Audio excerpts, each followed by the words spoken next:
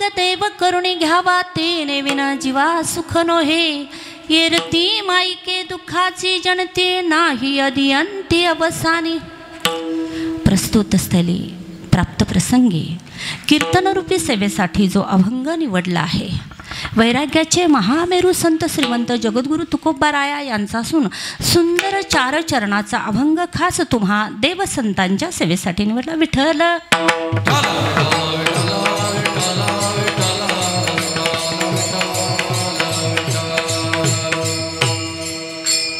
प्रस्तुत अभंगाद्वारे तुकोबाराया जीवाला उपदेश करतात की अरे बाबा तुला सुख पाहिजे ना.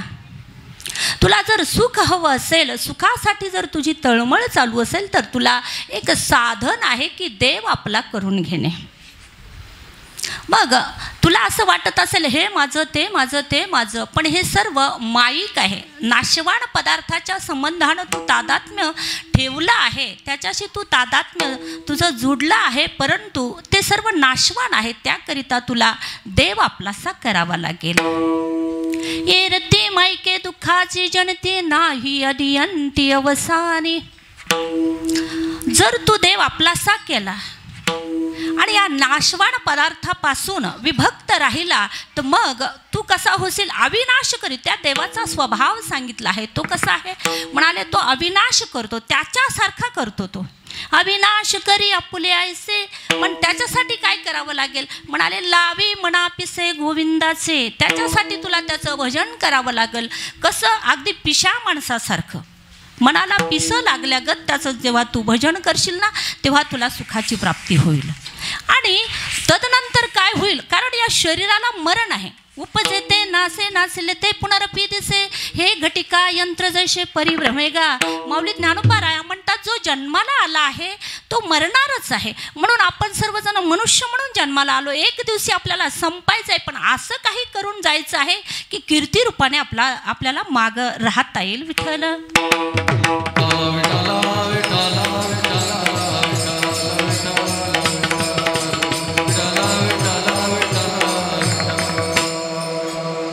अभंगाचा सरळ सरळ भावार्थ. विस्ताराने तुकोबारायाच्या वाणीला स्पर्श करण्यापूर्वी थोडासा परिहार द्यायचा तो येणेप्रमाणे आपल्या परमपावन पुण्यक्षेत्री मेहकर या शहरामध्ये गतानुगते चालत असलेला हा अखंड हरिनाम सप्ताह तथा श्रीमद भागवत कथा अतिशय सुंदर सुनियोजन आहे. आणि आपल्या सर्वांच्या निस्सीम भक्तीने आणि भगवान भोलेनाथांच्या असीम कृपेने हा नामसप्ताह अतिशय सुंदररित्या त्या ठिकाणी संपन्न होतो आहे. या नामसप्ताहाचं वैशिष्ट्य असं आहे, माणसं जरी कमी असले तरीसुद्धा दर्दी माणसं सर्व या ठिकाणी आलेले आहेत, एक नाही. आणि कार्यक्रमही अतिशय सुंदर आहे, सुव्यवस्थित आहे, देखणं आहे. आणि जिथे जिथे देखणे पण आहे तिथे तिथे माणसं गेल्याशिवाय राहत नाही, एक नाही. आणि म्हणून या अतिशय सुंदर सुनियोजनामध्ये माझ्याच आणि माझ्यासारख्या अज्ञानी माणसाला तुम्ही या ठिकाणी ऐकण्यासाठी आलात हे खऱ्या अर्थानं माझं परमभाग्य आहे. तुकोबारायांच्या वाणीला इथे सार्थकता आहे. तरी माझ्या दैवा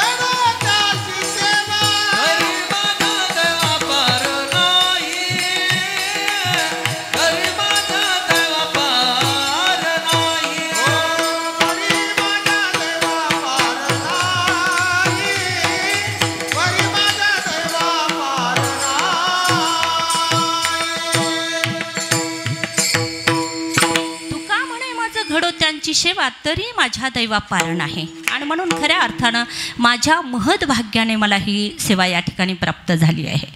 ज्यांच्या कर्वी मला ही सेवा प्राप्त झालेली आहे ते आदरणीय माझे बंधुवर्य कैलास महाराज चनखोरे. आम्हाला महाराज म्हणण्याची सवयच आहे आणि तुम्ही महाराजच आहात, आहे की नाही. आम्ही प्रत्येक प्रत्येकाला महाराजच म्हणतो, कारण आम्ही महाराज आहोत म्हणून महाराज म्हणण्याची सवय आहे. आणि तुम्हीसुद्धा परंपरेने तुमच्या वडिलापासून माझ्या वडिलाची मिरासिगा देवा येण्याप्रमाणे तुमच्या आणि त्या ठिकाणी जीवनामध्ये भक्तीचं उच्चतम स्थान हे खऱ्या अर्थानं तुमच्या या सर्व गोष्टीने दाखवून दिलं आहे. म्हणून आदरणीय भाऊंनी मला या ठिकाणी निमंत्रित केलं.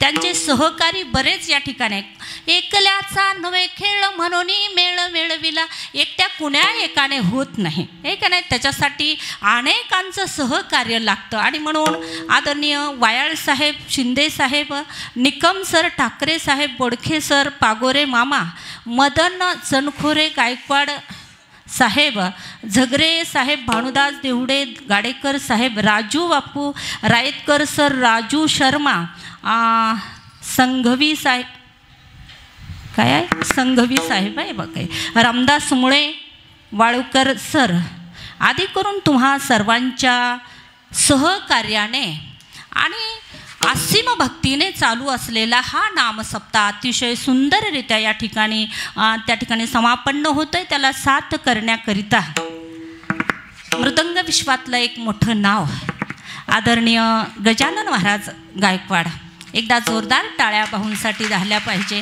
त्याचप्रमाणे आदरणीय भागवत महाराज देशमुख, मदन महाराज ससाने आदी करून या मंडळीचं, त्याचप्रमाणे हे सर्व बालवारकरी मंडळ आदरणीय महाराज या सर्वांच्या सहकार्याने आणि गजर मुक्ताईचा या यूट्यूब चॅनलद्वारे आजचं हे प्रक्षेपण आहे. त्याचप्रमाणे साऊंड सर्व्हिस ज्यांची आहे आदरणीय विठ्ठल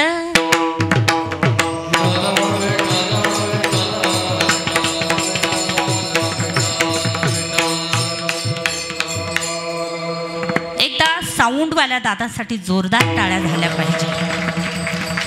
मंडपामध्ये साऊंड लावणं अतिशय सोपं आहे, परंतु हॉलमध्ये साऊंड लावणं फार जिकरीचं आहे. आणि तुम्ही उत्तमरित्या तुमचं ऑपरेटिंग आहे म्हणून खऱ्या अर्थानं आता कीर्तनभर असं राहू द्या. आणि खूप सुंदर आहे सगळं. आणि प्रभू तुम्ही महेशाच्या मूर्ती, मी दुबळार्ची तसे भक्ती, हे बोल जरी गंगावती तरी स्वीकाराल की विठ्ठल.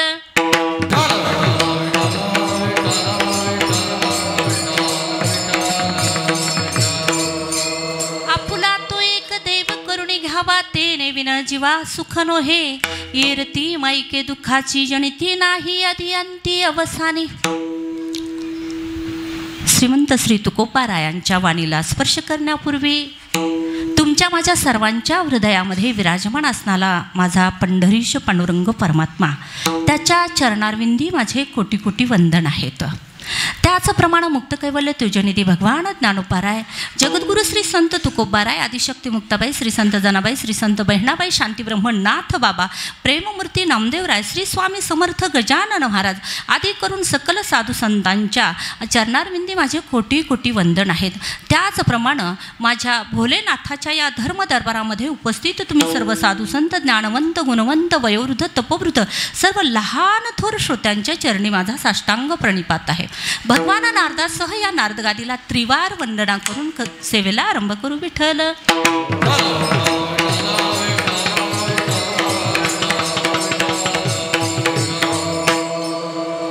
भगवान शारंगधराच्या वास्तव्याने परमपुनीत झालेलं आपलं हे शहर पुरातन कालापासून त्याची महती आहे, त्याचं महिमान आहे, हे का नाही.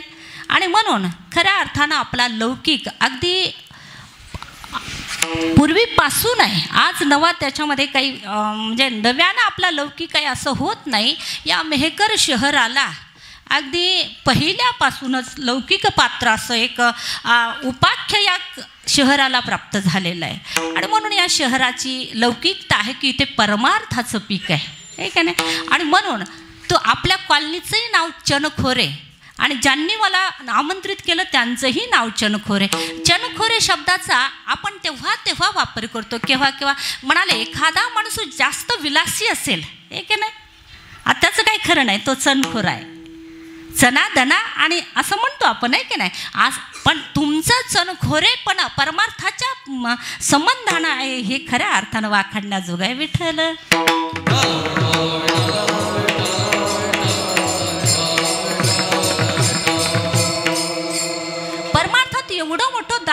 महत्त्व खऱ्या अर्थानं कैलासदादांच्या आणि त्या ठिकाणी वडिलांच्या गर्भे सुरू झालेला हा परमार्थ.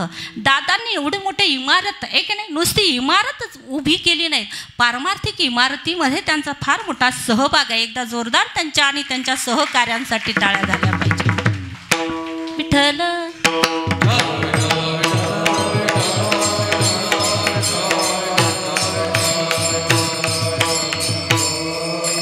आपुला तो एक देव करून घ्यावा, ते नेविना जीवा सुख नोहे. येरती माईके दुःखाची जनते नाही अदियंती अवसानी. तुकोबाराया सांगतात, कारण तुकोबारायाच्या अंतःकरणामध्ये तळमळ आहे. साधू संतांच्या अंतःकरणामध्ये समाजाच्या संबंधांना अतिशय तळमळ असल्यामुळे आणि त्यांना माहीत आहे की तुम्ही आणि मी सुखासाठी किती तळमळ करतो आहोत. प्रत्येकाला इथं बसलेला प्रत्येक माणूस केवळ आणि केवळ सुखासाठी धावतोय. मला फक्त सुखी व्हायचंय. येनकेन प्रकारे माणसं सुखी होऊ पाहतात. माणसं चोऱ्याही करत असतील, माणसं लबाडही करत असतील, माणसं कुणाला फसवतही असतील. त्याचा आशय फक्त तितकाच आहे की मला सुखी व्हायचंय. मग सुखी होण्यासाठी विविध प्रकाराने माणसं सुखी होऊ पाहतात. पण त्या ठिकाणी तुकोबाराया म्हणतात, अरे बाबा तू माणूस म्हणून जन्माला आलाय, तुला चयन करता आलं पाहिजे की सुख नेमकं कोणतं आहे, नाही का. तुम्ही आणि मी त्या सुखाच्या संबंधाने लालायित आहोत. ते सुख आम्हाला पाहिजे जे सुख आहे प्रापंचिक. त्या प्रपंचाने आतापर्यंत कुणाला सुखी केलं नाही. प्रपंचाची भीषणता सांगत असताना माझे कबीरजी सांगतात, अरे जो देखे सो दुखिया बाबा, सुखिया कोई नाही रे.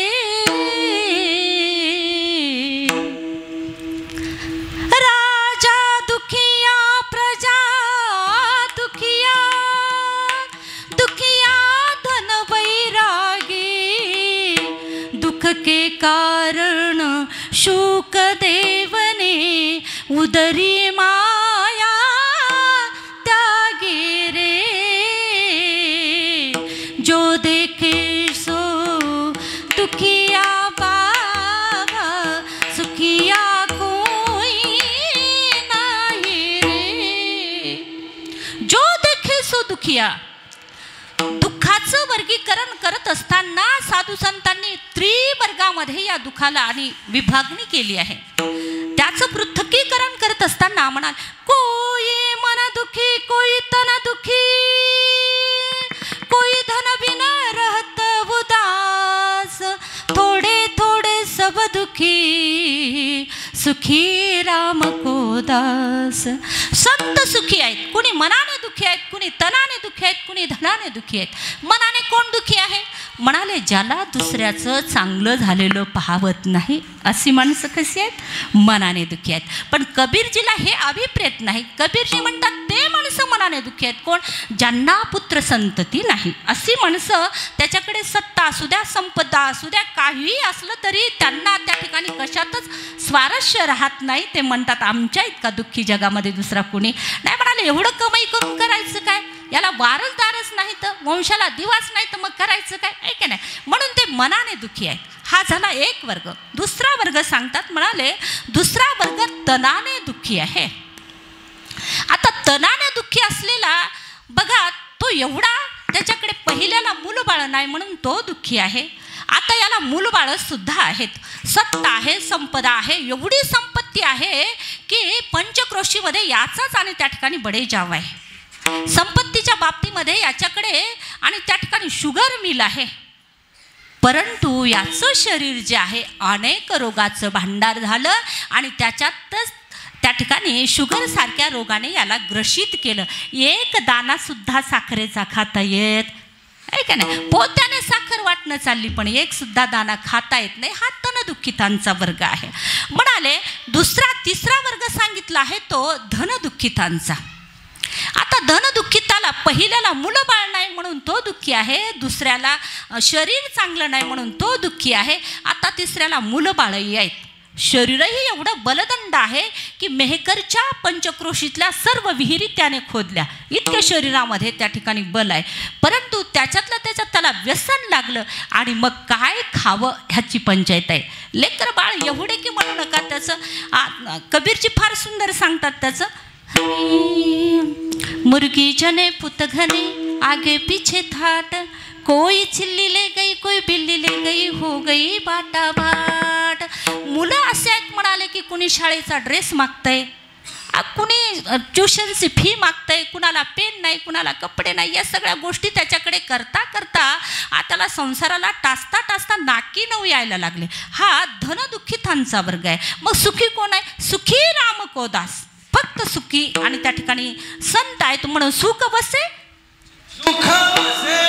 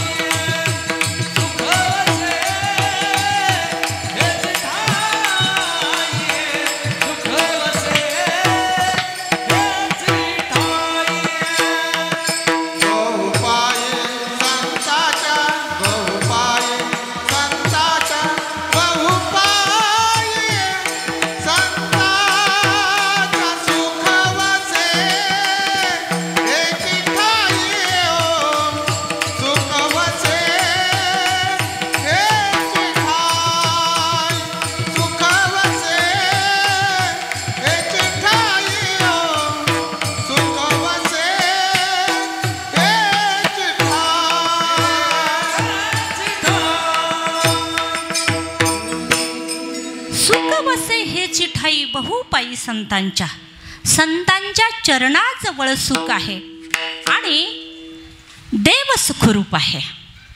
या दोन गोष्टी सुखाला कारण आहे. म्हणून जीवाने एकतर संतांना शरण जावं किंवा एकतर देवाला शरण जावं. इथं तुकोबाराया म्हणतात तुम्हाला सुखी व्हायचं आहे ना तर आपुला तो एक. आता तुम्हाला आणि मला सुखी व्हायचंच आहे आणि सुखी होण्याची अनेक साधनं करून आम्ही कंटाळलो आहे, हे की नाही. बघा आम्ही सुखी होत असताना एक शब्दाचा कधीच विचार करत नाही, हे की नाही. याने सुखी होऊ, त्याने सुखी होऊ, अनेक साधनं करून आम्ही सुखी होऊ पाहतो. पण साधनामध्ये जर एकनिष्ठता असेल तर सुख तुम्हाला आणि त्या ठिकाणी सुखापर्यंत निश्चितच आपण पोचणार आहोत.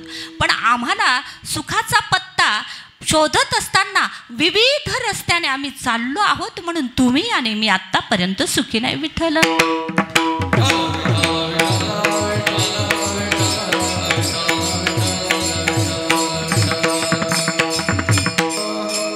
वास्तविक हा महाराष्ट्र संतांच्या विचारधारेवर चालणारा आहे. महाराष्ट्राला संतांची भूमी असं म्हणतात आणि तुम्ही आणि मी या महाराष्ट्रामध्ये आम्ही आहोत, जन्माला आलो, हे आमचं परमभाग्य आहे. तसं पाहिलं तर आम्ही भारतात जन्माला आलो हे खऱ्या अर्थानं आमचं परमभाग्य आहे. साधू संत वर्णन करतात, म्हणाले भरतखंडे नरदेह प्राप्ती हे तो परमभाग्याची संपत्ती. या भारतवर्षामध्ये, या भारतखंडामध्ये आम्हाला जन्माला यायचं असेल तर आमच्याकडे परमभाग्य असावं लागतं. भाग्य वेगळं, सद्भाग्य वेगळं आणि परमभाग्य वेगळं आहे. परम शब्दाचा अर्थ श्रेष्ठ असा होतो.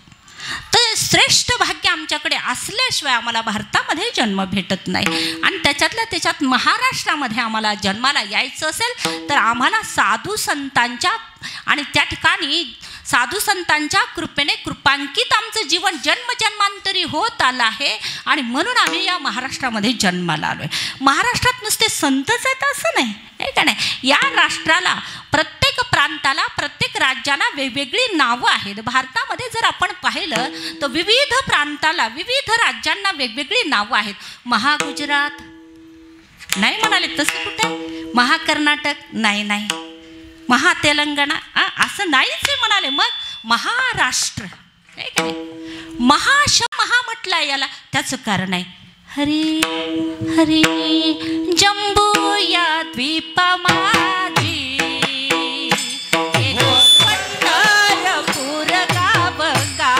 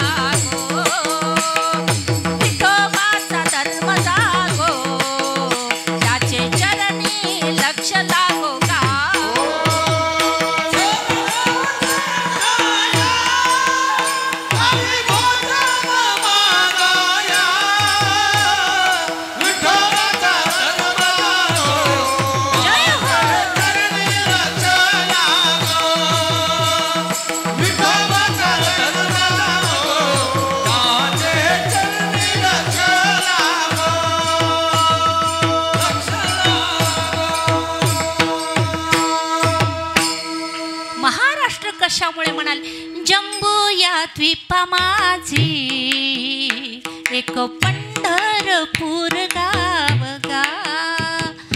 धर्माचे नगर देखा विठू पाटील त्याचे नाव गा.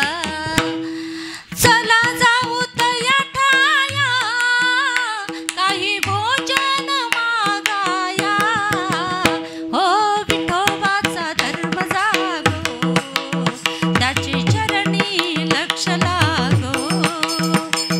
विठोबाचा धर्म जागो त्याचे चरणी लक्ष लागो गा.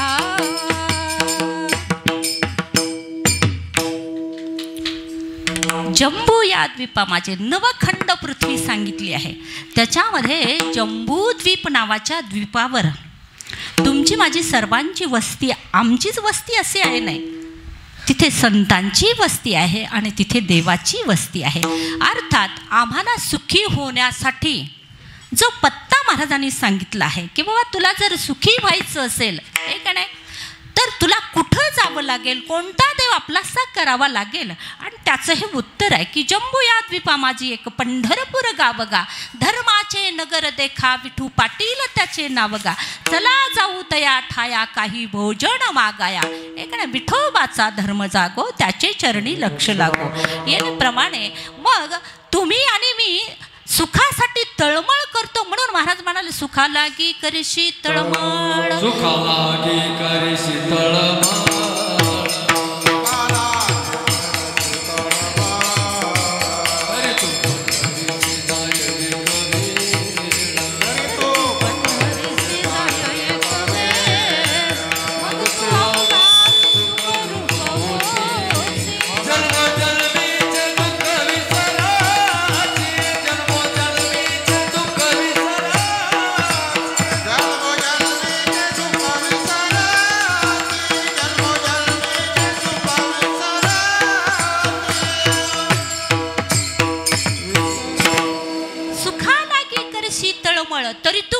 हरीशी जा एक वेळ.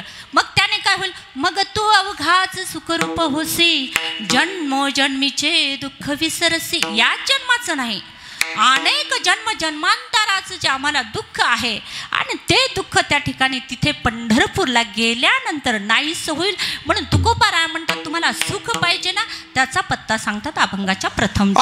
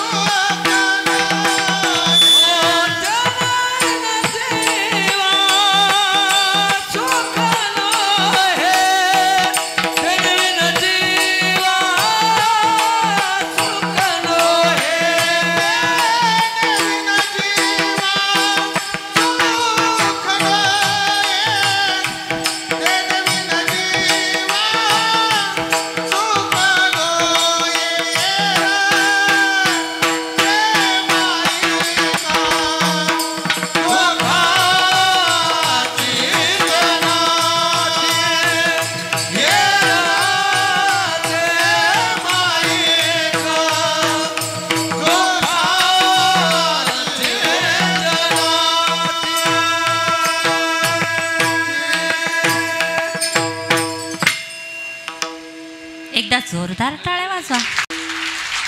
त्यामुळे वैष्णव संप्रदायाचं विशेषत्वाने स्थान असल्यामुळे त्या ठिकाणी थोडंफार भोलेनाथाकडे दुर्लक्ष होतं. तरी जे कट्टर शैवपंथी आहेत ते भोलेनाथांची भक्ती करतच होते, पण आता मात्र लोकोत्तर भोलेनाथांची भक्ती झालेली आहे. श्रावणातला जर सोमवार असेल तर म्हणाले श्रावणातला सोमवार आहे आणि त्याला मग बेलाशिवाय जमत नाही की नाही. आवड तुला बेलाची, आवड तुला बेलाची आहे की नाही. आणि मग बेलाचं झाड कुणीच लावलेलं म्हणाले ते काय लावावं लागतं का, ते आपलमत्या उगवलं पाहिजेत. आणि म्हणून शेतात नाही मग दुसऱ्याच्या शेतात त्याच्या करता करता खुटाण 2 खुटाण दूर आहे शेतापासून. बाईला तोडायला चालत नाही म्हणाले, काटे आहेत ना त्याला, बाईला तोडायला चालत नाही. मग सांगितलं धन्यांना आणि त्या ठिकाणी मालक आज मला सोमवार आहे, मग बेल पाहिजे. आता त्यांच्याकडे कुढार असते ना, ते काही 108च आणतात का बाबा तोडून. तुम्ही आणलाय का कधी? तुम्ही आई साहेबांना कधी बेल दिला नाही? विठ्ठल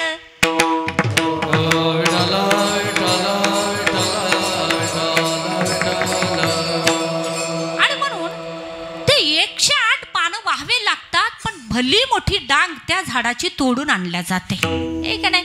आणि मग बाकीचा जो बेल आहे शेजारी सगळीकडे बेल आल्यामुळे कुणाला द्यायला चालत नाही तो बेल आहे का नाही. आपला आपणच व्हायला पाहिजे. म्हणाले कुणी आलत नाही बाई, आमची अजून पूजा राहिली ना, तुम्हाला कसं काय द्यावं, आमची अजून पूजा राहिली ना. आणि म्हणाले ते बेल किडका चालत नाही, काटेदार झाड आहे झाडाच्या आणि त्या ठिकाणी वाऱ्याच्या हेलकाव्याने एखादा काटा घुसला त्याच्यामध्ये तो सुद्धा आम्हाला चालत नाही ना.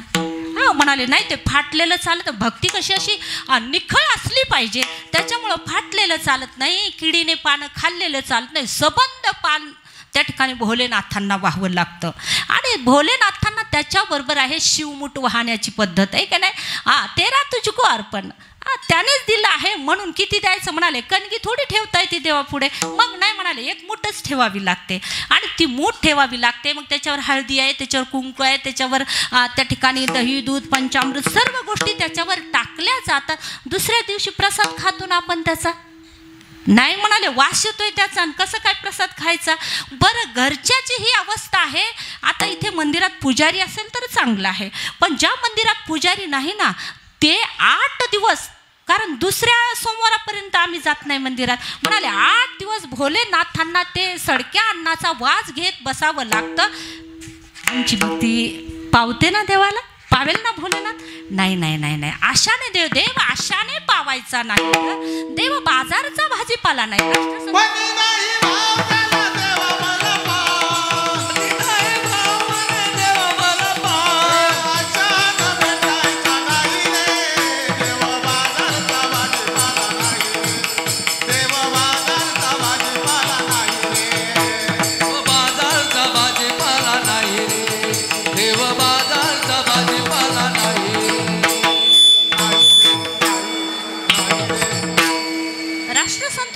महाराज म्हणतात देव आशाने पावायचा नाही रे, देव बाजारचा भाजीपाला नाही रे.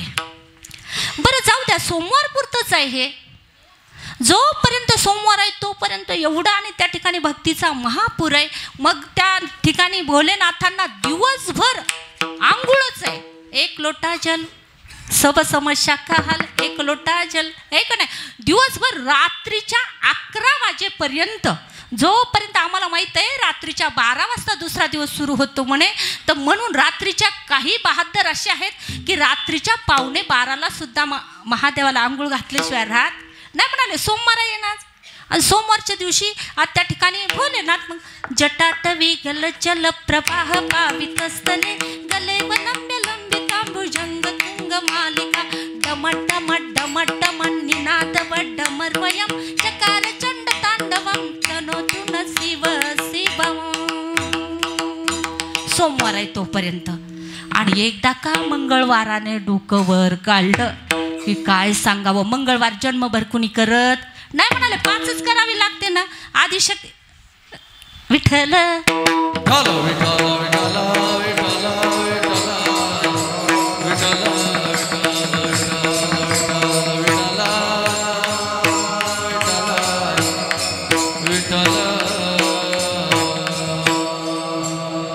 त्या ठिकाणी म्हणतात नाही, म्हणाले 5च करावी लागते हे का नाही. देवीला जास्त उपवास चालत नाही, म्हणाले 5च करावे. आणि ते भजनी मंडळाला जर उपवास असेल तर तुम्हाला काय सांगू, फुटाणे असतात 5वीला. नाही म्हणाले आम्हाला मंगळवार आहे ना, आम्हाला चालत नाही, आम्हाला 12च्या अध्याय संत बरं आहे, नाही तर चालत नाही. नाही तर म्हणजे 5 मंगळवाराचा डांगोरा एवढा आहे की अख्ख्या मेहकरला कळाल्याशिवाय राहत. आणि म्हणून मंगळवाराला की देवी है की नाही. अनादि अंबिका भगवती, अनादि अंबिका भगवती,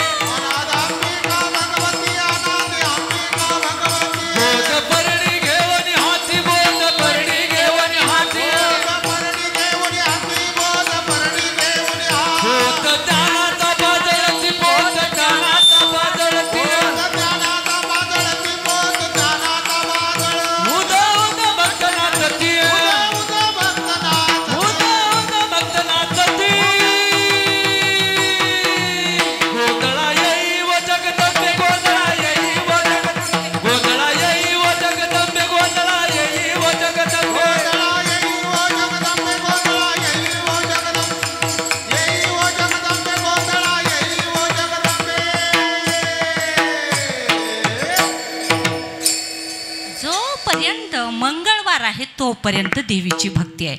आदिशक्तीची आराधना एवढी आहे कारण प्रत्येकाला शक्तीची गरज आहे. आणि शक्तीची आराधना कधीपासून सुरू आहे म्हणाले, अनादी कालापासून आहे. जेव्हा जगत नव्हतं तेव्हापासून शक्तीची आराधना आहे. आणि त्याच्यासाठी असं पहिले कोठेच नव्हते काही, पहिले कोठेच नव्हते काही, जग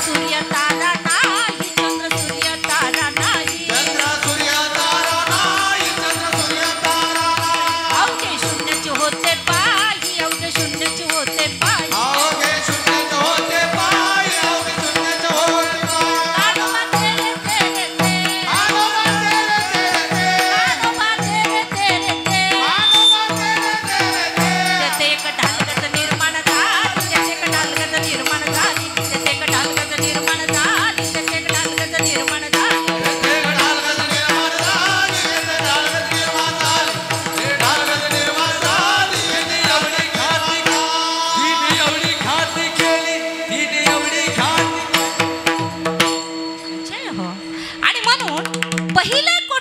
होते काही चंद्र सूर्य तारा नाही अवघे शून्य होते पाही कानोबा तेरे तेरे ते तेथे एक ढालगज निर्माण झाली जी आदिमाया शक्ती आहे जिला पराशक्ती म्हणतात जिला परांबा म्हणतात तिची आणि त्या ठिकाणी भक्ती अनादी कालापासून आम्हीच करतो असं नाही ब्रह्म विष्णू महेश यांनी सुद्धा तिची आणि त्या ठिकाणी शक्ती केलेली आहे जे निर्गुण निराकार असणारं जे परब्रह्म तत्व आहे ते जेव्हा या त्रिगुणात्मिका मायेच्या संयोगामध्ये गेलं आणि मग त्याला ईश्वर नावाची उपाधी त्याला प्राप्त झाली अशी असणारी आदिशक्ती आणि तिची सर्वच जण त्या ठिकाणी आम्ही भक्ती करणारे आहोत पण भक्ती मात्र अशी आहे की आमची भक्ती आहे झडीत मोठा धरणारी माणसं आम्ही आहोत काय ना नवरात्र असेल तर एवढा त्या ठिकाणी झडीत मोठा आहेत कुणी चप्पल सोडतं तर कुणी काही सोडतं तर कुणी काही सोडतं म्हणाले जिथे जिथे नवरात्रामध्ये फराळाचं आहे तिथे तिथे गर्दीला वाढ नाही म्हणाले तिथे जायचं फराळाचं आहे खायला आहे प्यायला आहे वास्तविक ती साधना आहे ती तपश्चर्या आहे तुम्ही जर कुठलं काही खाल्लं तर तुमच्या साधनेचं फळ तुम्हाला प्राप्त होणार नाही जे तुम्हाला भांडारे घालतात ना त्यांना ते फळ जातं आणि म्हणून ते पुण्य आमचं विभागलं जातं म्हणून जेव्हा जेव्हा आम्हाला तपश्चरण करायचं आहे व्रतस्थ राहायचं आहे ना तेव्हा तेव्हा आमचं धर्मशास्त्र असं सांगतं की तुम्हाला जसं जमेल तसं परंतु दुसरीकडे काही तुम्ही त्या ठिकाणी खानपान करू नये का म्हणाले पुण्याची विभागणी होते सांगायचं तात्पर्य आहे की आम्ही आदिशक्तीची त्या ठिकाणी उपासना करणारी माणसं आहोत आरती आम्ही करतो का नाही दुर्गे दुर्गट भारी तुझबिन संसारी अनाथनाथे अंबे करुणा विस्तारी वारी वारी जन्म मरणाते वारी हारी पडलो आता संकट निवारी जय देवी जय देवी आता आरतीद्वारे काय मागणं चाललंय अर्थाकडे तुम्ही कधी गेलात का त्याच्या हे दुर्गे ये आदिशक्ती हा दुर्घट असणारा हा भवशुंदू याच्यातून आम्हाला तू तार वारी वारी वारी काय वारी म्हणाले जन्म मरणाते वारी जन्म मरण तुझ्या उपासनेने आमचं जन्म मरण खंडित झालं पाहिजे आम्ही आणि त्या ठिकाणी अज्ञानवश म्हणतो पण आम्हाला अर्थ माहीत आहे का नाही आरती दररोज आम्ही करतो ना पण अर्थ माहीत नसल्यामुळे आणि म्हणून 5च उपवास आम्ही त्या ठिकाणी देवीचे करतो नवरात्र करतो आणि आणखी 5 मंगळवार कोणी करत असेल अधिक तर त्याला नमन आहे आणि म्हणून बुधवार आला की मग नाही म्हणाले बुधवार तर आम्हाला माहीत नाही पण बुधवार माझ्या पांडुरंगाचा आहे आणि पांढरे बुधवार केल्या जातात आणि पांढरे बुधवार आपल्या इकडे प्रचलन नाही पण पांडुरंगाचे केल्या जातात आणि मग त्याला सांगितलं जातं ग्वाही दिल्या जाते की देवा माझं तुझ्याशिवाय कुणावर प्रेम तू एवढा आवडतोस हरी तुझी आन वाईन का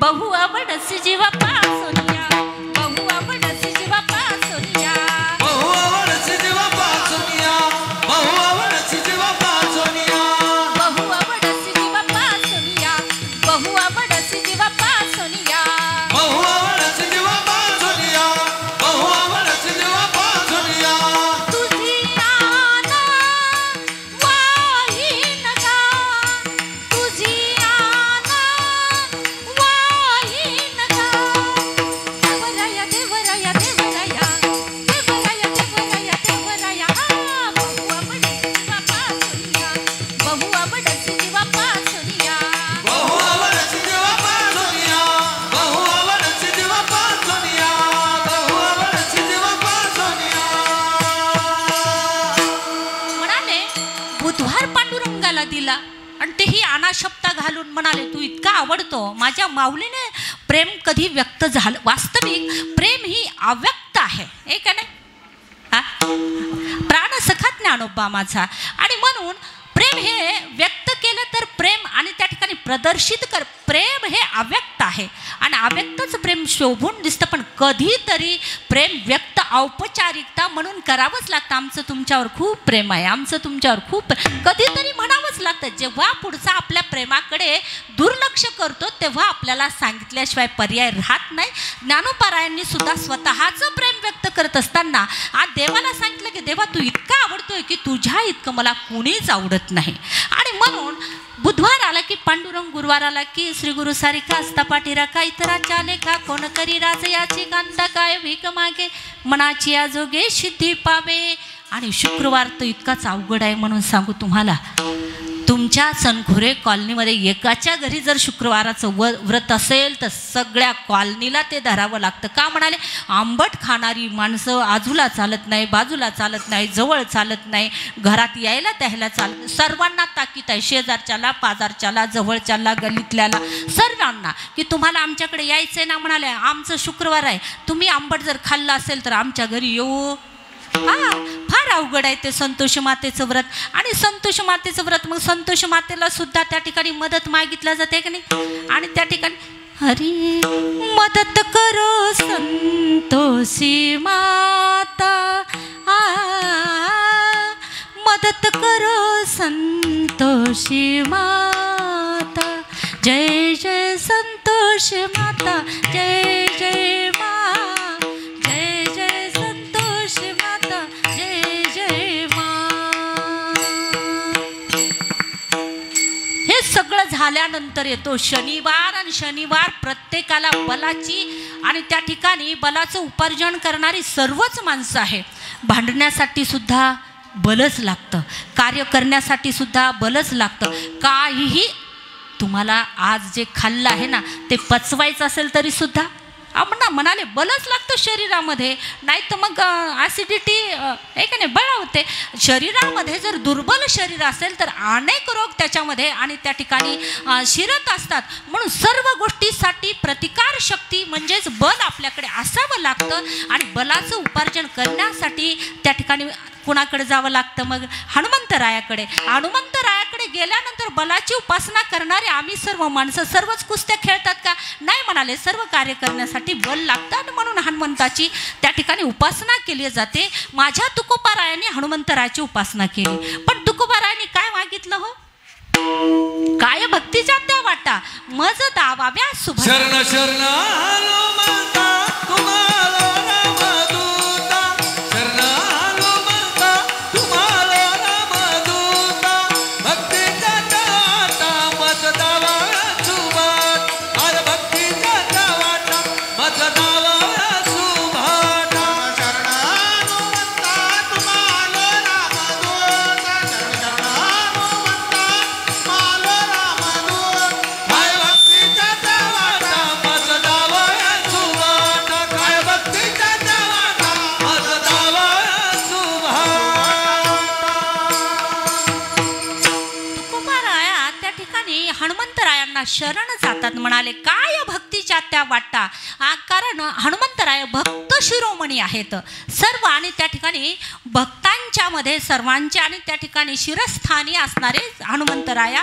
आणि म्हणून भक्तीच्या वाटा तुकोबाराया हनुमंतरायांना विचारतात.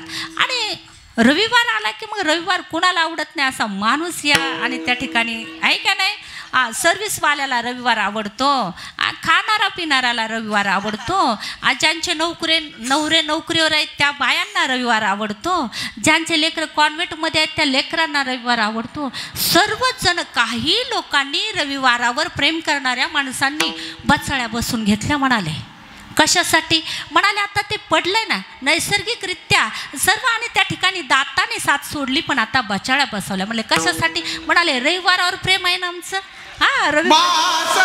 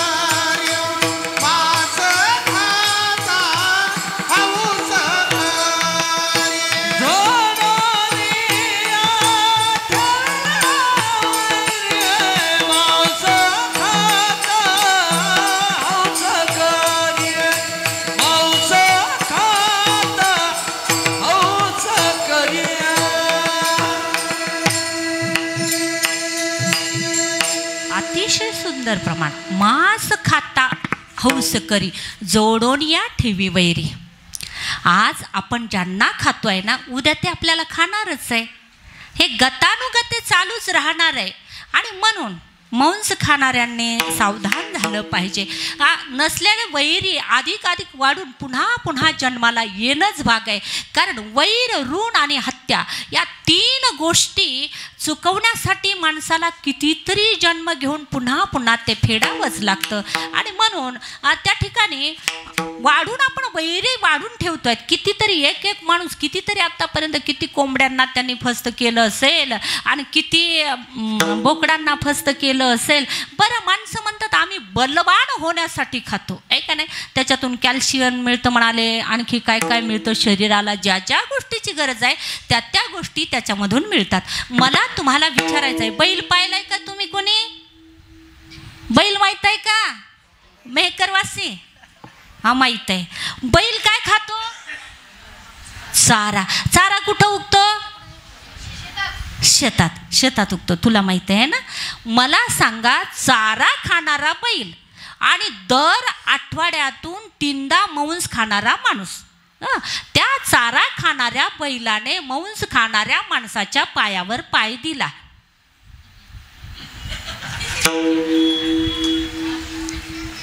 सोडवता त्याचा पाय फ्रॅक्चर झाला. 6 महिने पाय लांबून बसावं लागलं. बल कुणाचं जास्त आहे? बैल काय खातो? माणूस काय खातो? विठ्ठल.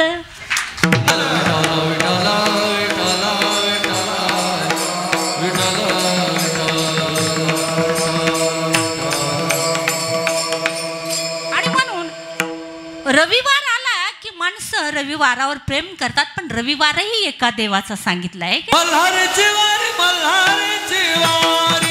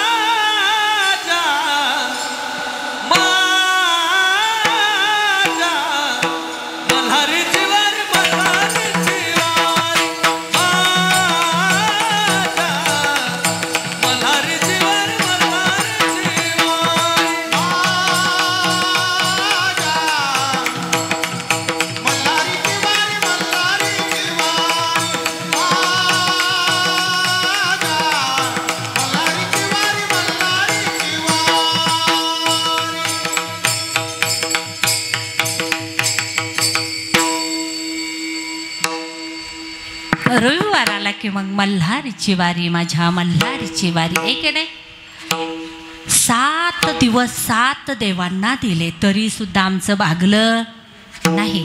नाही म्हणाले. आता सोमवारच्या दिवशी चतुर्थी आली आणि मग आता महादेवाच्या ठिकाणी, बापाच्या ठिकाणी मग पूजा कुणाचे नाही म्हणाले. आता गणपतीची पूजा करावी लागेल ना.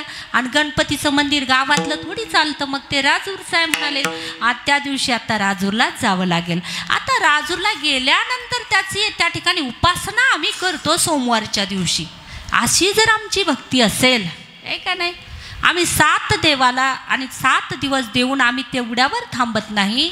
जर सोमवारी एकादशी आली की मग महादेव कुठे नाही म्हणाले. महादेव ते एकच आहे, एकाचे हृदयी गोडी साखरेचे ठाई. वास्तविक आमच्या धर्मशास्त्राने देवपंचायतन व्यवस्था लावून दिलेली आहे. आता आम्ही 7 दिवस जर 7 देवांची भक्ती करत असो ना, तर याला वेश्याभक्ती असं म्हटलं जातं. माझे ज्ञानोबा राया म्हणतात ही, आणि त्या ठिकाणी ज्ञानेश्वरीमध्ये त्यांनी सांगितलं आहे की ही ग्रामसुवासीन भक्ती आहे आमची. कधीच जिचा नवरा मरत नाही तिला ग्रामसुवासीन असं म्हणतात. गावातली सुवासीन, जिला रोज नवा नवरा आहे अशी वेश्याभक्ती जर आमची असेल तर देव आशाने पावायचा नाही रे. आणि म्हणून आम्ही त्या ठिकाणी भक्ती करायची आहे ना, तर भक्ती कशी असली पाहिजे? भागवताने सांगितले अहेतुकी भक्ती असली पाहिजे. भक्तीचं यथार्थ स्वरूप सांगत असताना भागवतकार म्हणतात की तुम्ही भक्तीचा अंगीकार करत असताना भक्ती तुमची अशी असली नाही पाहिजे, बहुअंगी भक्ती नसावी, एकांगी भक्ती असावी. आता तुम्ही आणि आम्ही पांडुरंगाचे भक्त असलो तरी महादेवाच्या तिथे गेल्यानंतर मग महादेवाचं दर्शन घेऊ नये का? म्हणाले घ्यावं. संतांनी केलं नाही का? संतांनी केलं, कारण संतांनी या दोन देवामध्ये भिन्नता पाहिलेलीच नाही. का नाही? म्हणाले जसं आपल्याला दुकानामध्ये जायचं आहे आणि दुकानात गेल्यानंतर एकाने मागितलं की म्हणाले आमच्या घरी चहा करायचा आहे आणि माझ्या आईने गोडी सांगितली किलोभर. काय देईल दुकानदार? साखरच देईल. आहे का नाही? आणि म्हणून या दोन देवाचे हरिहरा भेद नाही. हरिहरा भेद नाही करू नये वाद, नाही करू नये वाद, नाही करू नये वाद. हरिहरा भेद नाही नका करू वाद, नाही नका करू वाद. हरिहरा भेद नाही नका करू वाद, एक एकाचे हृदयी गोडी साखरेचे ठाई. तेनेप्रमाणे या दोन देवाची ऐक्यता सांगितलेली आहे. आणि म्हणून आम्ही भोलेनाथाच्या मंदिरामध्ये गेलो तरी भोलेनाथांच्या पुढे हात जेव्हा आम्ही जोडतो ना, तेव्हा असं म्हटलं पाहिजे की हे प्रभू, हे भोलेनाथ, माझ्याकडून आणि अविरतपणे शेवटच्या श्वासापर्यंत माझ्या पांडुरंगाची भक्ती घडू दे. तुमचं जे उपास्य दैवत आहे ना, तुम्ही दर्शन कोण्याही दैवताचं घ्या, पण मागत असताना आपल्या देवताच्या संबंधानं मागा. ज्याची तुम्ही उपार्जना करताय, ज्याची तुम्ही उपासना करता, ज्याचे तुम्ही भक्त आहात ना, आम्हाला देव पंचायतन व्यवस्था शंकराचार्यांनी लावून दिलेली आहे. म्हणाले आम्ही हिंदू संस्कृतीमध्ये 5 देवतांना प्रमुख स्थान आमच्या संस्कृतीने दिलेलं आहे. त्याच्यामध्ये पहिलं स्थान आहे गणपती बाप्पाचं.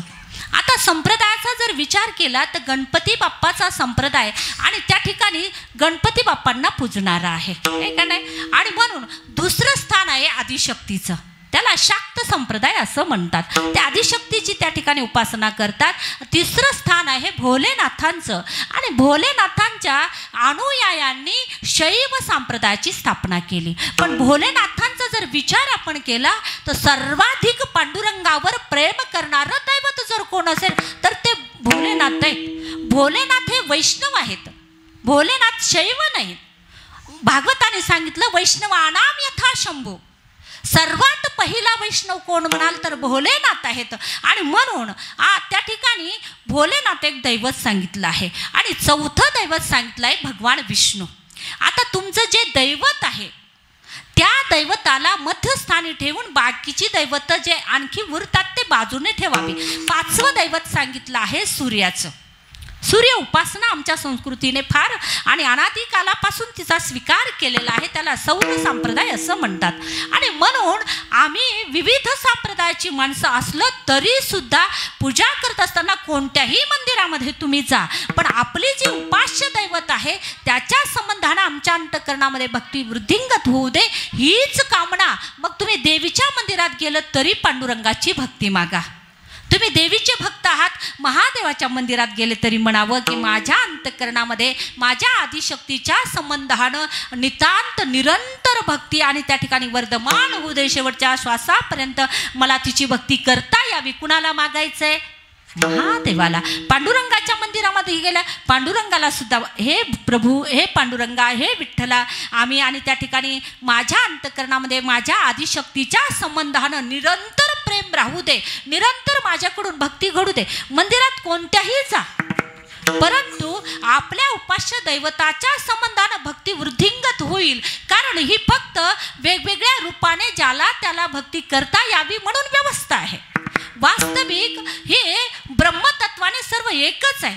तुम्ही जर पाहिलं गणपती म्हणाले अकार तो ब्रह्मा उकार तो विष्णू मकार महेश जानियेला. तुम्ही प्रत्येक देवताचं जर स्थान पाहिलं तर हे अनादी अनंतच आहे. आणि म्हणून फक्त आपल्या भक्तीला व्यवस्था व्हावी, आपलं अधिष्ठान स्वरूप दैवत आपल्याला त्या ठिकाणी प्रेम करण्यासाठी, कारण प्रेम हे एकावरच केलं जातं. प्रेम विविध गोष्टीवर विविध देवावर करतायत. त्या भक्ती सुद्धा एकाच देवाची केल्या जाती. रोज जर एकाचा भक्त आम्ही होऊ पाहिला तर कोणताच देव तारायला येणार. हा, आणि म्हणून भक्ती सुद्धा तशी असली पाहिजे, अनन्य अन्य न. भक्तीचं स्वरूप कसं असलं पाहिजे म्हणाले, अनन्य भक्ती असली पाहिजे. जिथे इतरांचा बाध होतो, इतर दैवतांचा बाध होतो, तू एकला आवडसी, अशी जी भक्ती आहे. म्हणून तुकोबाराया म्हणतात की आपुला तो एक, इतक्या देवापैकी कोणताही पण आपुला तो एक देव करुणी घ्यावा, तेने विना जीवा सुख नाही. सुख जर पाहिजे असेल तर देव सुखरूप आहे. देव सुखरूप आहे. कारण भागवताने प्रथम आणि त्या ठिकाणी श्लोकामध्ये सांगितलं आहे, जेव्हा महात्म्याचं वर्णन करता, सच्चिदानंद रूपाय विश्वोत्पत्त्यादि हेतवे तापत्रय विनाशाय श्रीकृष्णाय भूयं नमः. तो सत चित आणि आनंद स्वरूप आहे. 3 गुणांनी आवृत्त असलेला तो परमात्मा, तो सुखरूप आहे. सुखरूप ऐसा तुझा कोण सांगा, माझ्या पांडुरंगा सारिका तो. सर्व सुखाचे आगर जनी म्हणे शारंगधर, सर्व सुखाचे आगर बाप रखुमा देवीवर. प्रत्येक संताने त्याला सुखाचं आगर असं संबोधित केलं आहे. म्हणून तुम्हाला मला सुखी व्हायचंय ना, मग देवच आपला करा विठ्ठल.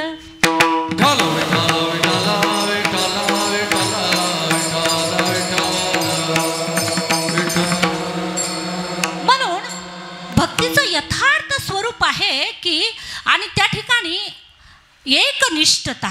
संसारामध्येही जे एकनिष्ठ आहेत त्यांनाच महात्म्य आहे, हे का नाही. एखाद्याकडून जर ती एकनिष्ठता ढळली तर माणसं म्हणतात हे बाजार बसवे आहेत, आहे की नाही. संसारामध्येही एकनिष्ठता लागते आणि परमार्थामध्ये सुद्धा एकनिष्ठता लागते. एकनिष्ठतेला फार आणि त्या ठिकाणी महत्त्व आहे. आमची भक्ती निष्ठानिष्ठीची आहे, हे का नाही. एकनिष्ठता, कारण आम्ही निष्ठानिष्ठी त्याच्यासाठीच करतो, कारण आम्हाला फक्त सुखी व्हायचं आहे. पण सुखी होण्यासाठी सुखरूप असणारा जर परमात्मा आम्ही आपलासा केला तर दुःख आम्हाला आणि त्या ठिकाणी होणारच नाही. आणि म्हणून बाकी ज्याही सगळ्या गोष्टी आहेत त्या माईक आहेत, नाशवान आहेत. म्हणतात येरती माईके दुःखाची जनती नाही आधी अंत्यवसानी. 3 आणि त्या ठिकाणी 3 काळामध्ये सुद्धा दुःखच आहे. संसाराने भूतकाळामध्ये जर पाहिलं तर भूतकाळ सर्वात जास्त दुःख देणार आहे. तुमच्या लहानपणी जर तुम्हाला कोणी काही बोललं असेल, आज जरी त्या माणसाची गाठ झाली तर असं वाटतंय त्याच्या नरडीला नकच देऊ, आहे का नाही. सर्वात जास्त त्रास देतो तो भूतकाळच. म्हणून आणि त्या ठिकाणी वर्तमानाचं आयुष्य अगदी थोडं आहे. मी आता प्रत्येक शब्द आणि त्या ठिकाणी वर्तमानामध्ये उच्चारते, पण त्याचं परिवर्तन आणि त्या ठिकाणी भूतकाळामध्ये होत चाललंय. वर्तमानाला अतिशय अल्प आयुष्य आहे आणि भविष्य जाणले कुणी, आहे का नाही. क्या भरोसा इस जिंदगी का. आपण म्हणू नंतर नंतर भविष्य, नाही नाही म्हणाले पुढच्या वर्षी करून, आम्हाला माहीतच आहे ना आम्ही नाही नाही म्हणाले, तेवढा आहे का तुमच्याकडे. क्या भरोसा है इस जिंदगी का, साथ देती नहीं वो किसी का, सांस रुक जाएगी चलते चलते, शम्मा बुझ जाएगी जलते जलते, दम निकल जाए आदमी का, क्या भरोसा इस जिंदगी का. भविष्य कुणी पाहिलं नाही. आणि म्हणून भविष्याच्या आधारावर राहणारी माणसं कधीच त्या ठिकाणी पूर्णत्वात जात नाही, कारण भविष्याचा काही भरवसा. वर्तमानामध्ये जी माणसं जगतात त्याच माणसांना आनंद उपभोगता येतो, त्याच माणसांना सुखी होता येतं. त्याला फक्त त्या ठिकाणी वर्तमान कळला पाहिजे. वर्तमानाचं सुख फार मोठं सांगितलेलं आहे. म्हणून या 3ही काळामध्ये नाही, आधी म्हणजे भूतकाळ आणि अंती सुद्धा, आहे का नाही, अंती सुद्धा त्या ठिकाणी सुख प्राप्त होत नाही. म्हणाले मग त्याच्यासाठी काय करायचं. देव जर आपलासा केला तर देव त्याच्यासारखा अविनाशी करतो. अभंगाच्या 3य चरणामध्ये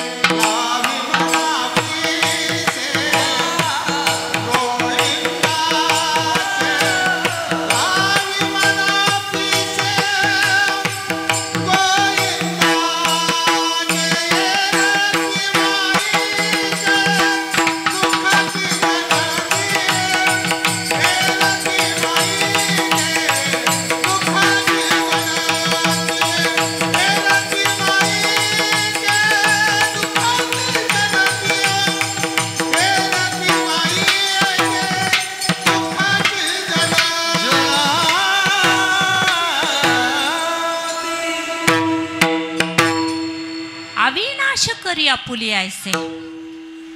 देव जर आपलासा करून घेतला तर तो आपल्याला तुका म्हणे रामे सुख दिले आपुले, तया गर्भवासा येणे जाणे खुंटले. न देखो डोळा नामाच्या गजरे, भय सुटले कळी काळा, झाले राम राज्य काय उणे आम्हासी, धरणी धरे पीक गाई ओळल्या म्हसी. अविनाश ज्याचा कधीच नाश होत नाही तो अविनाश. भगवंत कसा आहे म्हणाले, भगवंत अविनाश आहे. तो तीनही कालामध्ये त्याची सत्ता चालते. भूतकाळामध्ये होता, वर्तमानामध्ये आहे आणि भविष्यामध्ये सुद्धा त्याचा बाद नाही असा असणारा तो परमात्मा, त्याला सत्य अशी एक उपाधी आहे.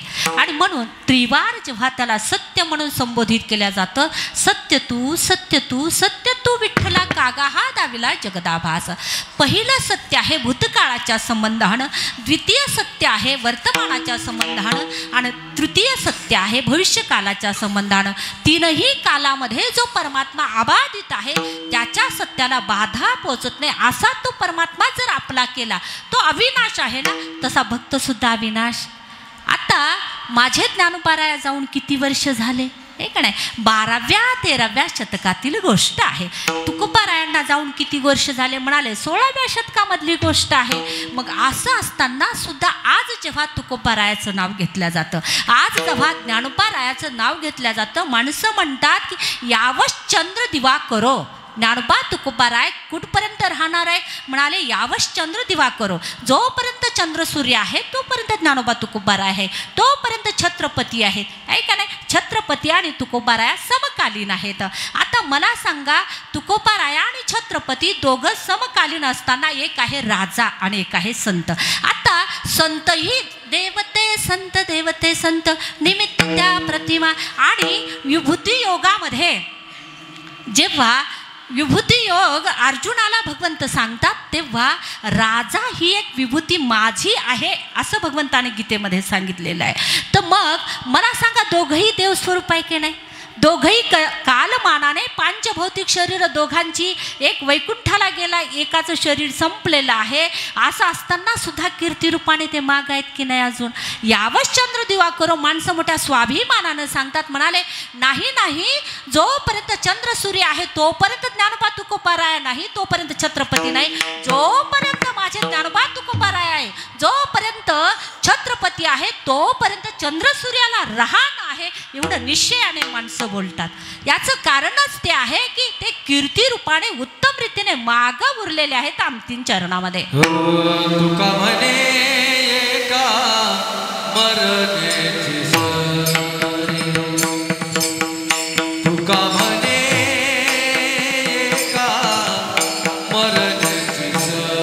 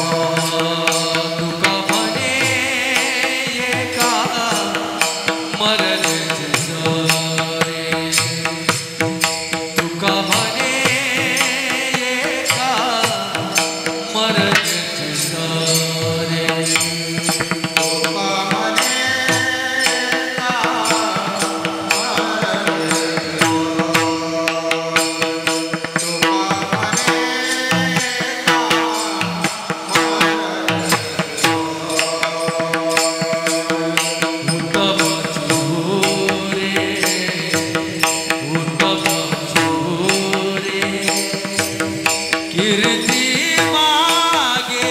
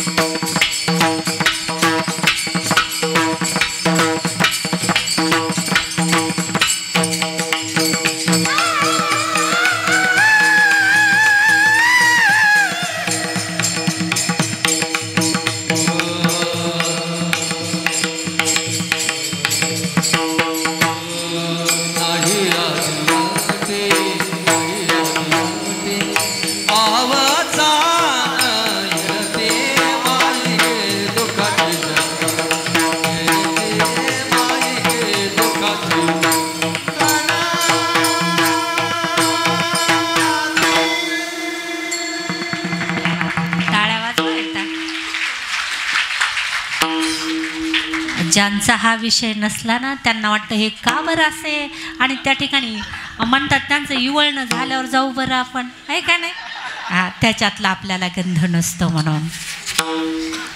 आता ते जावे त्याच्या अंशात तेव्हा कळे.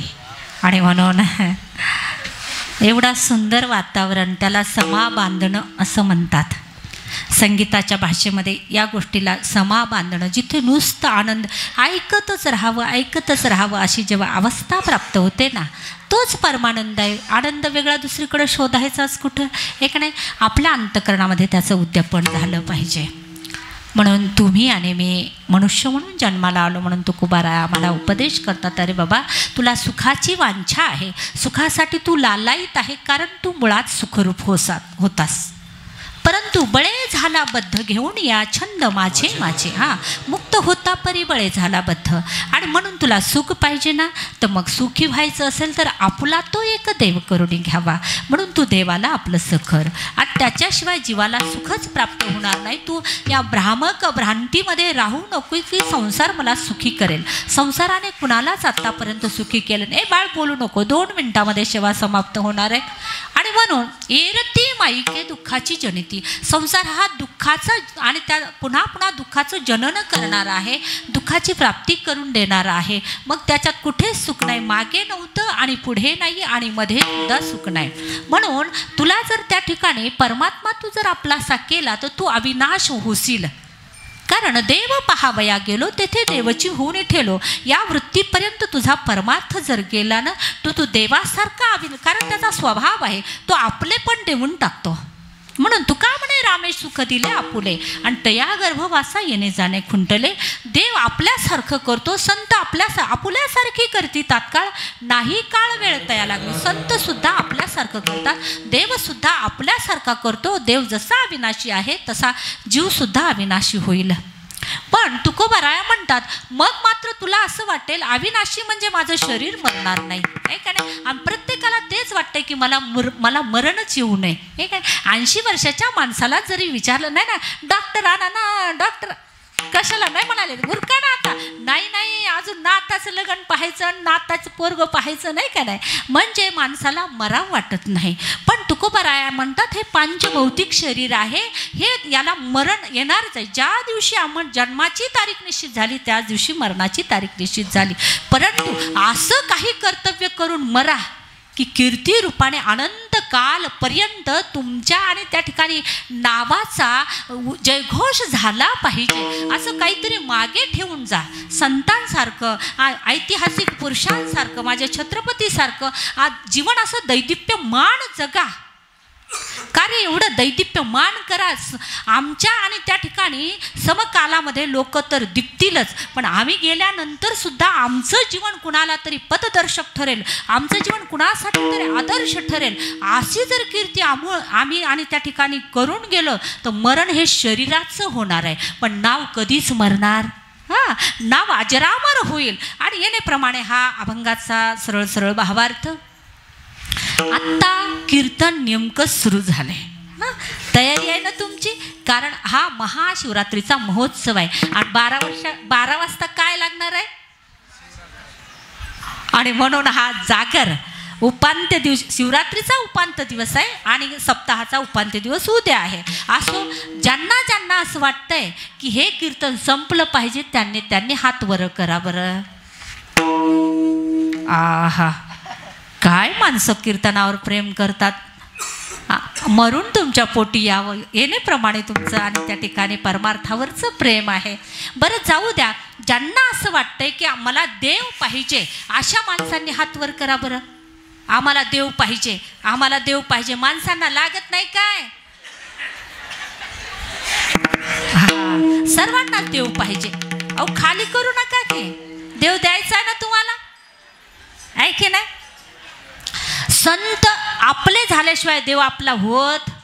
पहिलं संतांना आपलं करावं लागेल. चला हात वर करा.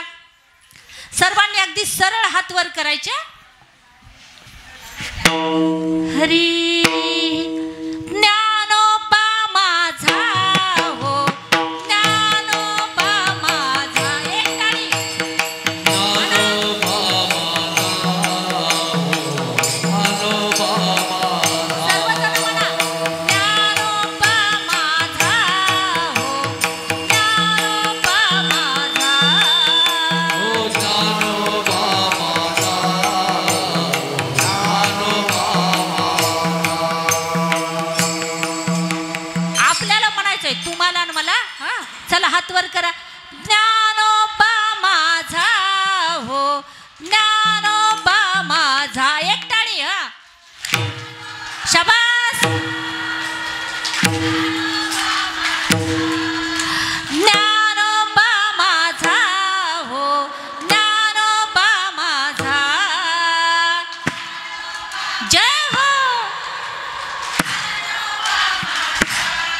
साधकांचा माय बाप दरुषणे हरे ताप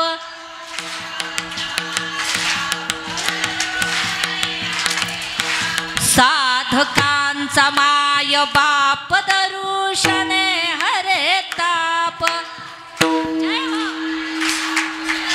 सर्वजण म्हणा सर्वभूती सुख रूप ज्ञानोबा माझा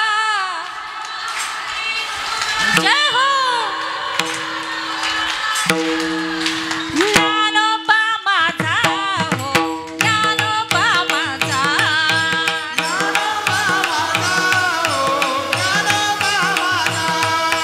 ज्ञानोबा माझा हो ज्ञानोबा माझा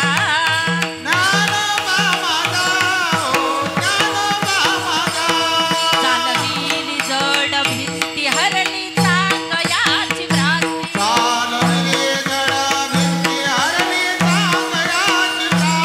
चालविली जड भिंती हरली चांगयाची भ्रांती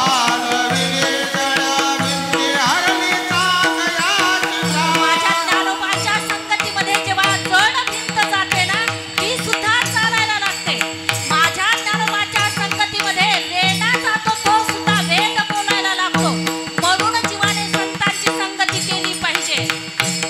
चालविली जड भिंती हरली चांगयाची भ्रांती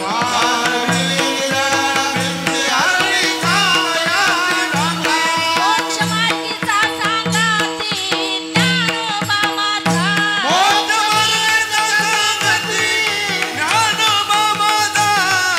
ज्ञानोबा माझा हो ज्ञानोबा माझा ज्ञानोबा माझा हो ज्ञानोबा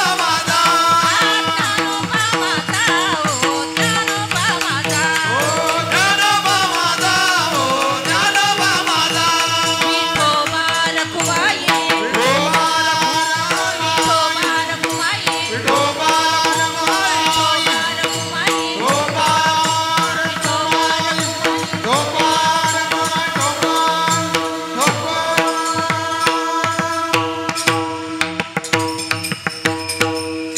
घ्या बरं हात खाली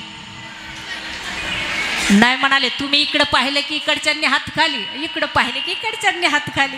हा माणसं लय हुशार आहेत. माणसं पुढचे आहेत आहे का नाही. माणसं एवढे हुशार टेक्नॉलॉजीनं तर एवढे माणसं हुशार करून सोडले म्हणून सांगू. आम्ही 21व्या शतकातले आहोत आणि आमच्या सर्वांच्या देखत टेक्नॉलॉजीचा आविष्कार झाला आहे का नाही. आता हे कीर्तन इथं चालू आहे सगळीकडे ते दिसेल उद्या आहे का नाही. म्हणजे एवढी टेक्नॉलॉजी पुढे गेली आहे आणि म्हणून माणसं त्याच्यापेक्षा हुशार झालेले आहेत. माणसं कधीही कुणाला आणि त्या ठिकाणी हे करतील सांगता येत नाही. असो भजनाच्या संबंधानं हे भजन तुमच्याकरिता आहे. याचा कीर्तनकाराला वाजवणाराला गायकांना काही फायदा नाही. याचा फायदा तुम्हाला मिळणार आहे. कोणता फायदा आहे म्हणाले कीर्तनामध्ये जर तुम्ही भजन करत असाल मुखी नाम हती मोक्ष ऐशी साक्ष बहुतांची आणि नाचे कीर्तनाच्या रंगी आणि मग ज्ञान दीप लावू जगी आहे की नाही. उद्याचे भावी कीर्तनकार भावी कथाकार भावी प्रबोधनकार सर्व आपल्या पाठीमागे आहेत. एकदा जोरदार त्यांच्यासाठी टाळ्या वाजवा बरं. धन्य माता पिता तयाची. या लेकरांनी काय सांगू तुम्हाला इतकं सुंदर त्या ठिकाणी यांच्याकडे पाहून आपल्याला सुद्धा असं वाटत होतं आपण एक तरी आहे ना ठुमका लावावंच. आपण आता ती मर्यादा आहे आणि म्हणून अतिशय गोड त्या ठिकाणी वातावरणामध्ये आजची सेवा समापनापर्यंत गेली आहे. खरंच आजची सेवा करत असताना मला अतिशय मोदभरीत अंतकरणाने आजची सेवा आहे. अतिशय आनंदभरीत अंतकरणाने आजची सेवा आहे. आदरणीय चनखोरे भाऊ आहे ना ज्यांच्या पारमार्थिक चनखोरेपणा अधिक आहे आणि त्यांचाच नाही त्यांच्या वडिलापासून आला आहे तो आहे का नाही. कैलास भाऊ आणि भोलेनाथ कुठं राहतात ते कुणाला माहीत आहे त्यांचा पत्ता. हा कैलासावर राहतात ना आहे का नाही. भोलेनाथाचं गंतव्यस्थानच कैलास आहे आणि त्याच्यामुळे आणि कैलास रावणाला सुद्धा हलवता आला नाही. कैलास पर्वत एवढा त्या ठिकाणी प्रबल आहे, एवढा दृढ आहे म्हणून सांगू तुम्हाला. आणि तसेच आहे कैलास भाऊ सुद्धा भक्तीमध्ये एवढे दृढ आहे. माझ्या वडिलाची मिरासिगा देवा. नाहीतर माणसं याही प्रवृत्तीचे आहे. म्हाताऱ्याला काही काम नव्हतं, म्हाताऱ्याने देवदेव करून आमच्या 4-2 एकर इकले आणि म्हाताऱ्याने त्या ठिकाणी देवदेव केला. आता आम्ही ते करणार? बाप करत होता, आम्हाला नका सांगू. अशीही माणसं आहेत.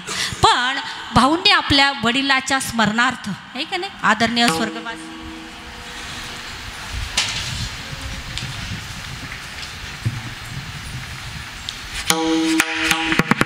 वैजीनाथ तुळशीराम चणखोरे आणि म्हणून यांच्या स्मृतिप्रित्यर्थ जो वरचा हॉल आहे, भावी कार्यक्रम होतील लग्नाचे, आहे का नाही, जे जे काही कार्यक्रम असतील मंदिराच्या अंतर्गत येणारी कार्यक्रम, वास्तविक मंदिर हे लग्न तेरवी ह्याच्याकरता नसावंच. पण तरी आता जाग्याची आणि त्या ठिकाणी चणचण असल्यामुळे आणि म्हणून इथे चणखोरे मंदिरामध्ये ती व्यवस्था आहे. हे फार आणि त्या ठिकाणी उल्लेखनीय कार्य भाऊंचं आहे. त्यांच्या कार्याला त्रिवार सलाम करून, त्रिवार वंदना करून आणि आदरणीय स्वर्गवासी वैजनाथ बाबा त्यांना खूप आणि त्या ठिकाणी स्वर्गामध्ये आनंद होत असेल. बघा, जेव्हा पंडूराजाला सद्गती प्राप्त व्हावी म्हणूनच आणि त्या ठिकाणी पांडवांनी राजसू यज्ञ केला. वाडवडिलांसाठी आमच्या संस्कृतीने वाडवडिलांच्या ऋणातून उतराई होण्याकरिता सर्वतोपरी प्रयत्न करणारी आमची संस्कृती आहे. म्हणून भारतीय संस्कृती जगात श्रेष्ठ आहे. कारण कृतज्ञता शिकवली ती आमच्या संस्कृतीने. आमची संस्कृती कधीच कृतज्ञाच्या बाजूने जात नाही. आमची संस्कृती कृतज्ञता आणि त्या ठिकाणी व्यक्त करते. म्हणून आम्ही सर्वजण भारतीय संस्कृतीचे धारक आहोत. यांचा तुम्हाला मला सर्वांना स्वाभिमान आहे. पण आमची संस्कृती जतन करत असताना आम्ही कुठेतरी कमी पडू नये, एवढी प्रत्येकाने जबाबदारी घेतली पाहिजे. संस्कृती धर्म या गोष्टी काही प्रात्यक्षिक करून दाखवल्या जात नाही की अरे बाबा याला संस्कृती म्हणतात, अरे बाबा याला धर्म म्हणतात, असं याचं आणि त्या ठिकाणी प्रात्यक्षिकीकरण करता येत नाही. धर्म हा धारणेमध्ये आहे. संस्कृती तुमच्या कृतीतून आणि त्या ठिकाणी निर्माण होते. सांस्कृतिक कार्यक्रमाला लावणीचं स्वरूप दिलं तर ती संस्कृती होत नाही, आहे का नाही, ती लोकसंस्कृती होईल. लोककलेचं त्या ठिकाणी दर्शन घडेल. पण आमच्या संस्कृतीला तरुण मुली उघड्या नागड्या नाचलेल्या आवडत.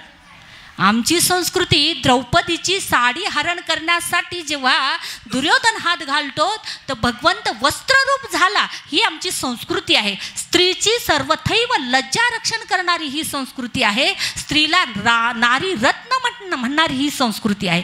कारण स्त्री नसती तर या जगताची कल्पना सुद्धा व्यर्थ झाली असती.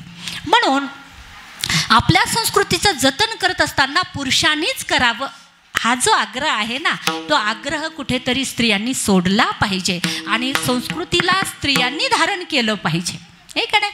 संस्कृती धर्म हा धारणेमध्ये आहे. धर्माला धारण करावं लागतं, संस्कृतीला धारण करावं लागतं. म्हणून आपल्या संस्कृतीवर नितांत प्रेम करा, आपल्या धर्मावर प्रेम करा, देव देशावर प्रेम करा आणि त्या ठिकाणी गळ्यामध्ये पवित्र तुळशीची माळा परिधान करा. नाहीतर आपण बैलाचं पाहिलंच आहे ना, बैलापेक्षा आपण काही बलवान होत नाही. कितीही कोंबडेन कितीही बकरं खाल्ले तरी त्याचा काही परिणाम होणार नाही. आणि म्हणून हा शरीर याच्यावरती तुळशीमाला जेव्हा आपण ठेवणार आहोत तेव्हा हा देह परमात्म्याला समर्पित होणार आहे आणि मग कीर्ती रूपाने आपण मागे राहणार आहोत. आणि येण्याप्रमाणे ही आजची सेवा अतिशय गोड तुम्हा सर्वांच्या चरणी बैजनाथ बाबांच्या चरणी समर्पित करत असताना, भागवताच्या व्यासपीठाच्या चरणी समर्पित करत असताना मला अतिशय आनंद होतो. अशीच आणि त्या ठिकाणी तुमच्याकडून भगवान परमात्म्याने, भगवान भोलेनाथाने वारंवार ही सेवा करून घ्यावी. तुम्हा सर्व नुसतं आता मला फक्त कैलास भाऊंचं नाव माहीत आहे म्हणून त्यांचं नाव मी वारंवार घेतलं आहे, पण याच्यामध्ये तुम्हा सर्वांचा मोठा सहभाग आहे. अशा सहभागाने हे परमार्थाचं रोपटं आणि त्या ठिकाणी विशाल वटवृक्षामध्ये परिणित व्हावं एवढे माझ्या अनंत शुभेच्छा तुमच्या या कार्यक्रमाला देऊन या कार्यक्रमाने शतक महोत्सव साजरा करावा अशी मनीषा आणि अंतःकरणामध्ये ठेवून इथेच सेवेला पूर्णविराम. ज्या साधू संतांनी मला इथं उभं राहण्याचं आणि त्या ठिकाणी धारिष्ट दिलं, एकदा गोड त्यांचं भजन करू.